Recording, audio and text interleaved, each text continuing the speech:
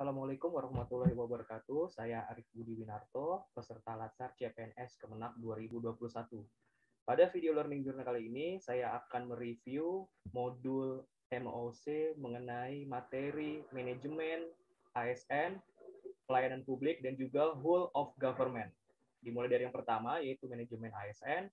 Manajemen ASN, di sini modul manajemen ASN membahas mengenai yang pertama yaitu kedudukan ASN sebagai aparatur negara yang menjalankan kebijakan yang ditetapkan oleh pemimpin instansi. Lalu dijelaskan juga mengenai peran-peran ASN, yaitu pertama peran perencana, pelaksana, pengawas, penyelenggara tugas umum pemerintahan dan pembangunan nasional.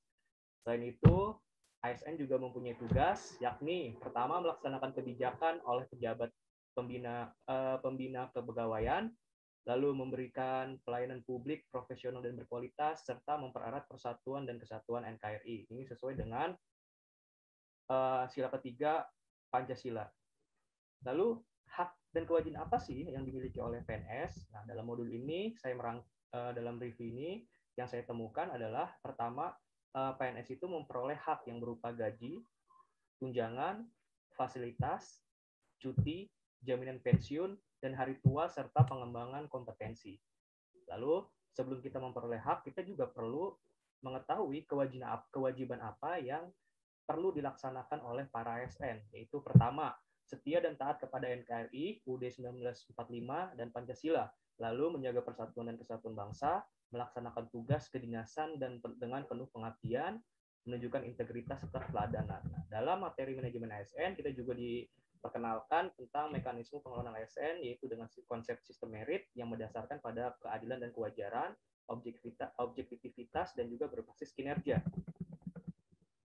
Dalam pelaksanaan sistem merit, ada beberapa indikator ya. Yang pertama itu adalah dengan indikator penyusunan dan penetapan kebutuhan kerja, nilai kerja, serta pengembangan kompetensi, promosi, dan juga penghargaan. Nah, dari beberapa poin di atas, ini semua bisa menjadi motivasi bagi saya nih sebagai dosen di PTKN dengan cara perencanaan, pelaksanaan, evaluasi. Nantinya saya juga mempunyai pandangan ke depan dengan adanya sistem merit ini, saya mempunyai kesempatan untuk mencapai jenjang pendidikan yang tertinggi, yakni doktoral maupun peningkatan jabatan melalui jalur pengembangan kompetensi, promosi, mutasi, dan penghargaan.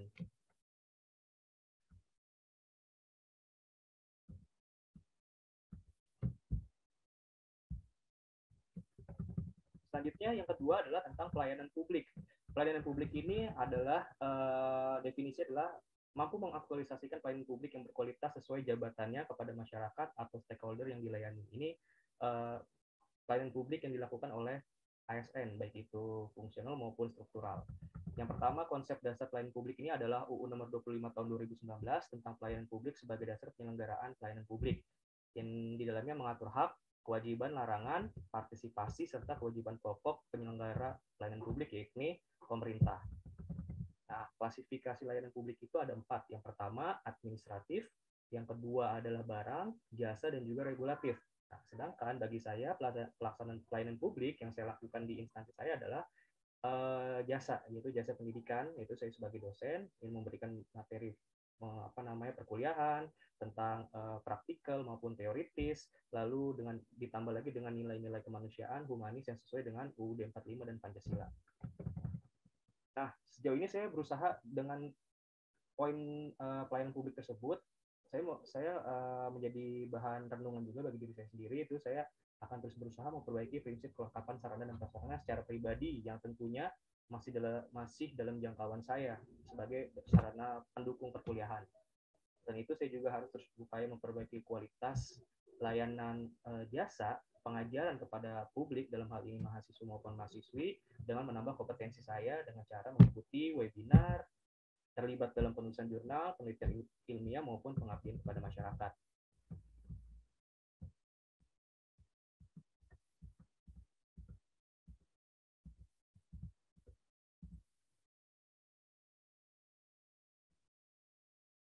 Dan yang terakhir adalah whole of government. Nah, dalam whole of government ini, konsep dasarnya adalah menyatukan antara peran ASN, lalu fungsi ASN, dan juga tujuan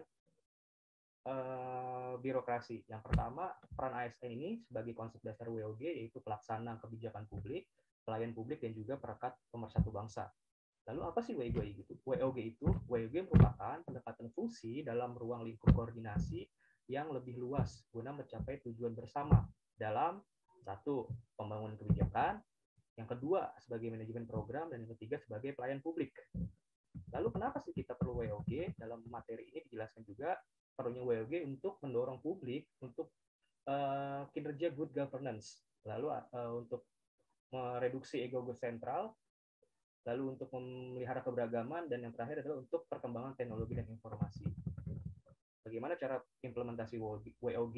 Yang pertama, respons pemerintah terintegrasi, lalu menghilangkan sekat sektoral antar instansi, lalu kerjasama antar instansi, kolaborasi, dan diperlukannya koordinasi serta sinergitas. Contoh WOG yang saya rasakan sendiri adalah bagaimana kemudahan BPJS sebagai jaring pengaman sosial yang memastikan masyarakat seperti saya mendapatkan pelayanan kesehatan yang baik, tepat guna, terarah, dan berkualitas. Yang selanjutnya adalah pelayanan publik satu atap atau mall administrasi. Nah, di Tangerang ini saya juga pernah merasakan kemudahannya dalam mengurus pajak di bangunan, pajak kendaraan bermotor, maupun dokumen-dokumen yang berkaitan dengan kewarganegaraan.